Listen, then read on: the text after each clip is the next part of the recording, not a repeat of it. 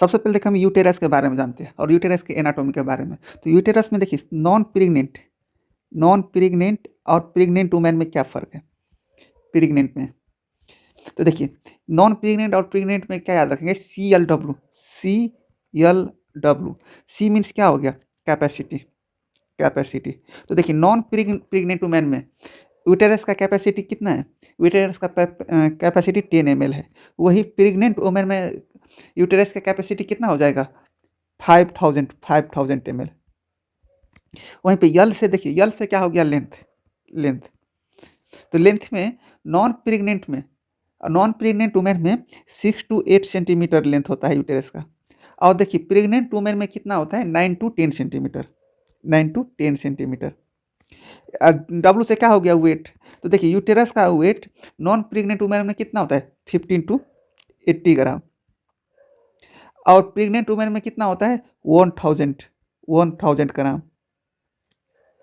और देखिए यूटेरस का मोस्ट कॉमन पोजीशन कौन सा होता है? मोस्ट कॉमन पोजीशन कौन सा होता है? देखिए एक हो गया कौन सा? एंटी फ्लेक्शन, एंटी फ्लेक्स्ड और एंटीवर्टेड, एंटी फ्लेक्स्ड एंड एंटीवर्टेड, एंटीवर्टेड। और देखिए यूटेरस में कौन कौन सा लिगामेंट प्रेजेंट रहता है? कौन कौन सा लिगामेंट प्रेजेंट रहता है? तो कौन कौन सा रहता है? यूटेरोसैक्रल लिगामेंट। और सेकेंड कौन सा होता है? Transverse cervical ligament, transverse cervical ligament. Cervical ligament को क्या बोलते हैं? Cardinal ligament, cardinal ligament. और मैकनट्रॉन लिगामेंट और राउंड लिगामेंट। थर्ड कौन सा हो गया? Round ligament. देखिए ये तीनों में से सबसे बेस्ट लिगामेंट कौन सा है जो यूटेरस को सपोर्ट करता है? सबसे बेस्ट कौन सा है? Transverse ligament. Best support ligament कौन सा है? Transverse ligament.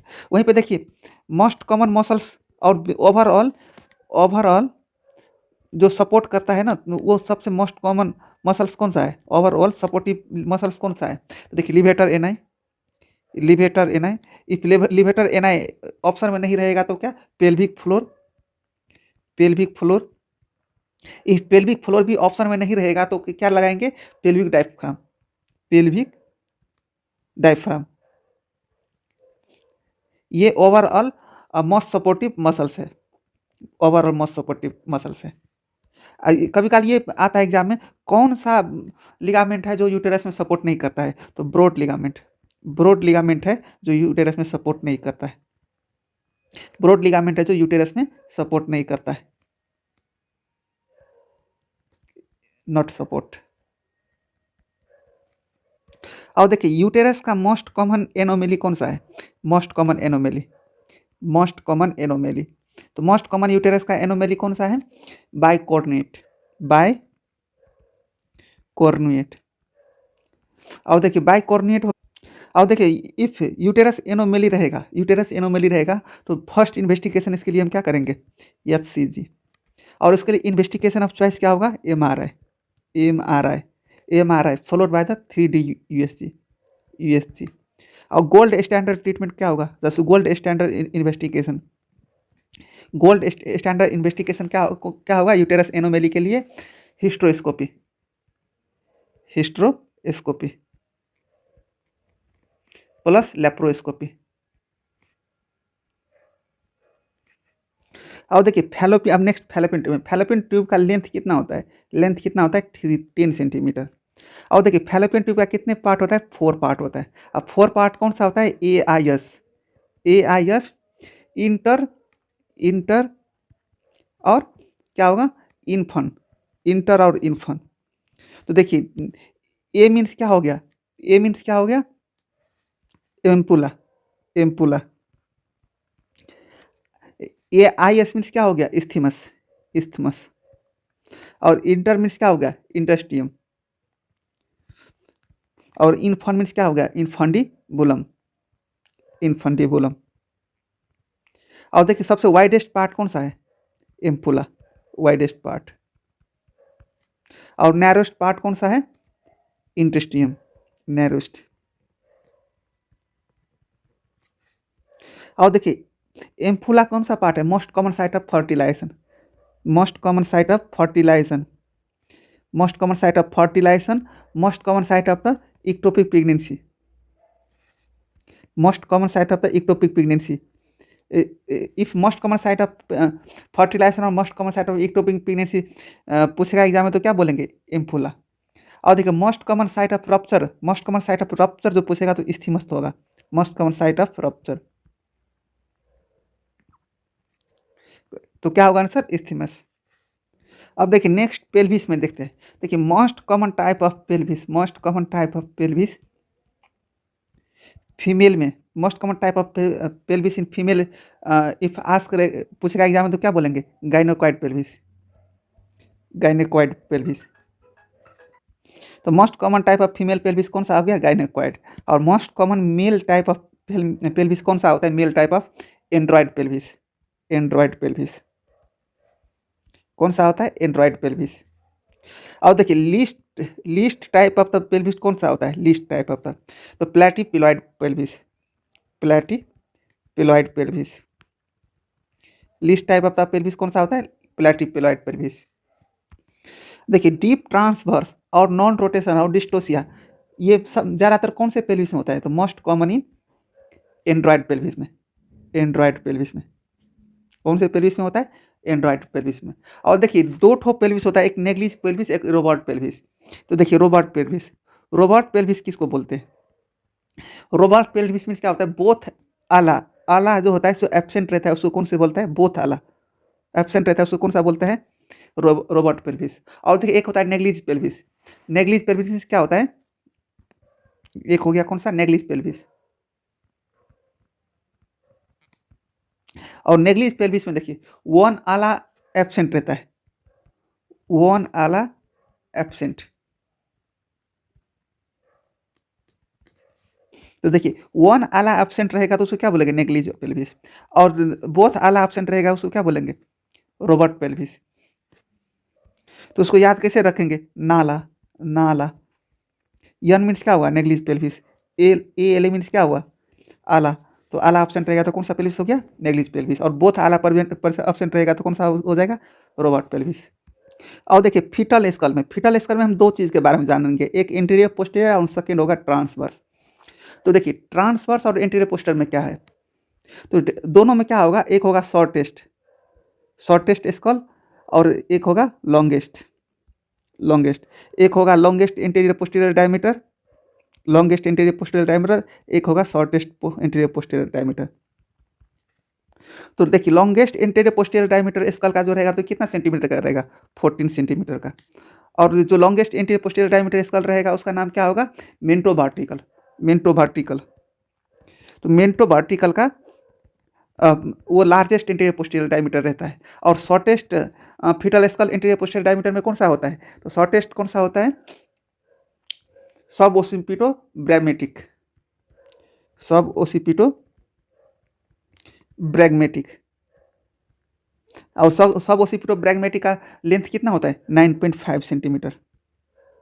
अब देखिए शॉर्टेस्ट ट्रांसवर्स डायमीटर स्कल का और लॉन्गेस्ट कौन सा होगा? तो देखिए फीटल स्कल का ट्रांसफर का शॉर्टेस्ट डायमीटर कितना होता है? 7.5 सेंटीमीटर। और लॉन्गेस्ट का कितना होता है? 9.5 सेंटीमीटर। और लॉन्गेस्ट ट्रांसफर्स डायमीटर कितना होता है लॉन्गेस्ट का? 9.5। और उसको नाम क्या है, क्या नाम से बुलाया जाता है? बाइपेराइटल। तो बाइपेराइटल डायमीटर कितना होता है? 9.5। और शॉर्टेस्ट का बाइमेस्टॉइड, बाइमेस्टॉइड। बाइमेस्टॉइड इसका स्कल कौन सा है? ट्रांसफर शॉर्टेस्ट स्कल है। और लेंथ कितना होता है? 7.5 सेंटीमीटर। और देखिए मेंस्ट्रुएशन साइकिल का नॉर्मल लेंथ कितना आता है? Normal length 21 to 35 days, 21 to 35 days. और एस्टिमेशन ब्लड लॉस कितना होता है? Estimated blood loss 35 ml। कितना होता है? 35 ml। और देखिए ड्यूरेशन ऑफ मीन्स कितना होता है? Duration 2 to 6 day, duration of means, duration of means कितना होता है? 2 to 6 डेज। और देखिए मेंस्ट्रुएशन साइकिल का कितने फेज होता है? एक होता है फोलिकुलर फेज, फोलिकुलर फेज देखिए कितने दिन का होता है? डे 1 से लेके डे 13 तक। सेकेंड कौन सा फेज होता है? Ovulation, ovulation phase. और थर्ड कौन सा होता है, luteal phase, luteal phase. Ovulation phase को कितने दिन में होता है, 14 डेज में। और ल्यूटियल फेज को कितने दिन का ड्यूरेशन होता है, 15 to 28 डेज। अब देखिए फोलिकुलर फेज का एक होता है early follicular phase, early follicular phase, एक होता है फोलिकुलर फेज, फोलिकुलर फेज। तो देखिए अर्ली फोलिकुलर फेज कितने दिन को बोलते हैं, 1 to 5 डेज का। और फोलिकुलर फेज कितने दिन के बोलते हैं, 6 to 13 डेज। और देखिए फोलिकुलर फेज में क्या होता है, फोलिकुलर स्टिमुलेटिंग हार्मोन इंक्रीज होता है। और फोलिकुलर स्टिमुलेटिंग हार्मोन होगा तो क्या होगा, फोलिकल ग्रोथ होगा। क्या होगा, फोलिकल ग्रोथ। और फोलिकल ग्रोथ होगा तो क्या होगा, E2 प्रोडक्शन इंक्रीज होगा, E2 प्रोडक्शन इंक्रीज होगा।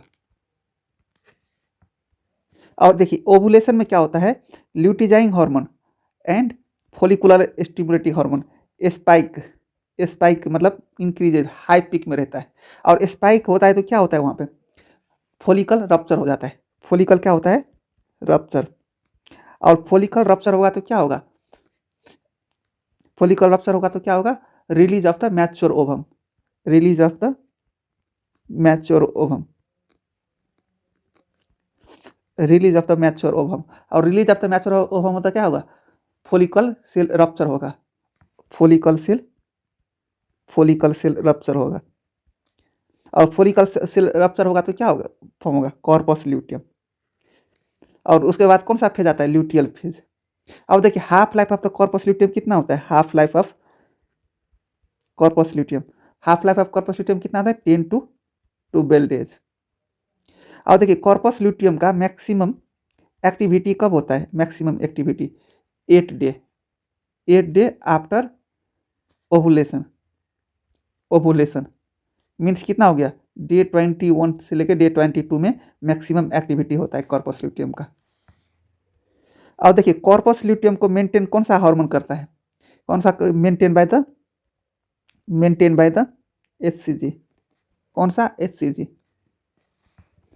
देखिए एमिनोरिया में, सॉरी हाँ एमिनोरिया में, एमिनोरिया में अब क्या क्या हम देखेंगे। देखिए साइन ऑफ प्यूबर्टी क्या होता है, sign of puberty, sign of puberty क्या होता है, शुरू में क्या होता है, thelarche, thelarche followed by the pubarche और followed by the menarche, menarche. और देखिए पीरिकोकस प्यूबर्टी किसको बोलते हैं, पीरिकोकस प्यूबर्टी, पीरिकोकस प्यूबर्टी किसको बोलते हैं, secondary secondary sexual character, sexual character जो है, जो before developed before 8 years, before 8 years, उसको क्या बोलते हैं, पीरिकोकस प्यूबर्टी। अब देखिए पीरिकोकस मेंस्ट्रुएशन किसको बोलते हैं, पीरिकोकस मेंस्ट्रुएशन, पीरिकोकस मेंस्ट्रुएशन किसको बोलते हैं, तो menstruation, menstruation is defined as onset before 10 years, before 10 years of age, 10 वर्ष से पहले जो मेंस्ट्रुएशन आ जाता है उसको क्या बोलता है, पीरिकोकस प्यूबर्टी। अब एसरमैन सिंड्रोम में जाते हैं। तो देखिए एसरमैन सिंड्रोम का मोस्ट कॉमन काउज क्या है, मोस्ट कॉमन काउज क्या है, vigorous curettage done of for the PPH, curettage का हिस्ट्री रहेगा, curettage done for the PPH. और दूसरा कॉज सब क्या क्या रहेगा, रिपीटेड डायलिटेड एंड क्यूरिटेज और जेनाइटल टीबी, ये सब मोस्ट कॉमन कॉज सब है किसका, एसरमैन सिंड्रोम का। और देखिए इस एसरमैन सिंड्रोम का डायग्नोसिस कैसे करेंगे, डायग्नोसिस के लिए यूएसजी, यूएसजी। और यूएसजी में क्या देखेगा, होनीकॉम्ब, देखिए यूएसजी करेंगे, एचएसजी करेंगे, एचएसजी में क्या देखेगा, होनीकॉम्ब अपीयरेंस, क्या देखेगा, होनीकॉम्ब अपीयरेंस, होनीकॉम्ब अपीयरेंस। और देखिए और कौन सा इन्वेस्टिगेशन करेंगे, हिस्ट्रोस्कोपी, हिस्ट्रोस्कोपी। और ट्रीटमेंट क्या करेंगे एसरमैन सिंड्रोम का, तो ट्रीटमेंट क्या करेंगे, hysteroscopic resection of the scopic resection of the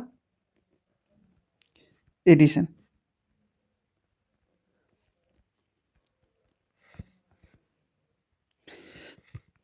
देखिए इंडोमेट्रोसिस का मोस्ट कॉमन साइट कौन सा है? Most common site ovary. कौन सा है? ओवरी। और इंडोमेट्रोसिस का ट्राइड क्या है? ट्राइड, ट्राइड कौन सा है? D I D, D I D, D I D है ट्राइड। डी मीन्स क्या हो गया? डिसमिनोरिया। क्या हो गया? डिसमिनोरिया। आई मीन्स क्या होगा? Infertility, infertility. और third D, second D means क्या हो गया? डिस्पैरिनिया, डिस्पैरिनिया। ये सब ट्राइड है। और देखिए इंडोमेट्रोसिस का प्रोग्नोस्टिक फैक्टर क्या है? Prognostic factor, sorry prognostic factor नहीं, investigation of choice. Investigation of choice क्या है? Laparoscopy, laparoscopy. और देखिए लैप्रोस्कोपी में कॉमनली फाइंडिंग क्या क्या होता है? Chocolate cyst. क्या क्या दिखा देता है? Chocolate cyst. सेकेंड क्या दिखा रहता है? Powder born spot. ये एमसीक्यू पॉइंट है, ये बहुत इंपॉर्टेंट है। पाउडर स्पॉट बॉर्न, ये डायरेक्ट क्वेश्चन रहता है। किस में दिखाई देता है? तो इंडोमेट्रोसिस में। और match stick born spot, match sticks born spots, ये किस में दिखाई देता है? तीनों इंडोमेट्रोसिस में। और देखिए इंडोमेट्रोसिस का डिफिनेटिव ट्रीटमेंट क्या है? Definitive treatment, definitive treatment hysterectomy with, hysterectomy with BSO. अब देखिए एक ये तो हो गया इंडोमेट्रोसिस के। कार्सिनोमा ऑफ इंडोमेट्रोसिस के बारे, अब कार्सिनोमा ऑफ इंडोमेट्रोसिस के बारे में भी हम जान ही लेते हैं। तो देखिए इंडोमेट्रोसिस, कार्सिनोमा ऑफ इंडोमेट्रोसिस में मोस्ट कॉमन सिम्टम्स कौन सा है? मोस्ट कॉमन सिम्टम्स, तो most common irregular acyclical bleeding, irregular acyclical bleeding.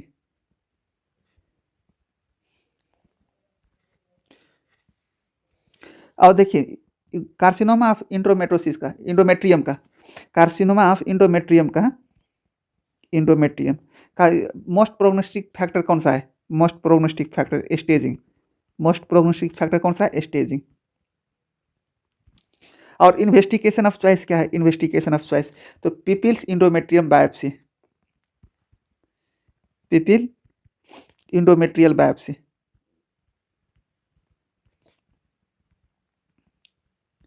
और फर्स्ट इन्वेस्टिगेशन पूछेगा तो क्या बोलेंगे? फर्स्ट इन्वेस्टिगेशन, फर्स्ट इन्वेस्टिगेशन होता है टीबीएस। और देखिए इक्वल और मोर देन 4 mm थिकनेस रहेगा इंडोमेट्रियल का, तो कार्सिनोमा, देखिए इंडोमेट्रियम का थिकनेस कितना होना चाहिए? इक्वल और more than 5 carcinoma of endometrium होने के लिए। और देखिए गोल्ड स्टैंडर्ड इन्वेस्टिगेशन कौन सा होता है? Gold standard investigation hysteroscopic biopsy, hysteroscopic biopsy followed by the frictional curettage, frictional curettage. और देखिए कार्सिनोमा ऑफ इंडोमेट्रियम में most common carcinoma of endometrium कौन सा होता है? Most common carcinoma of endometrium, endometrium कौन सा होता है? Adeno carcinoma, adeno carcinoma.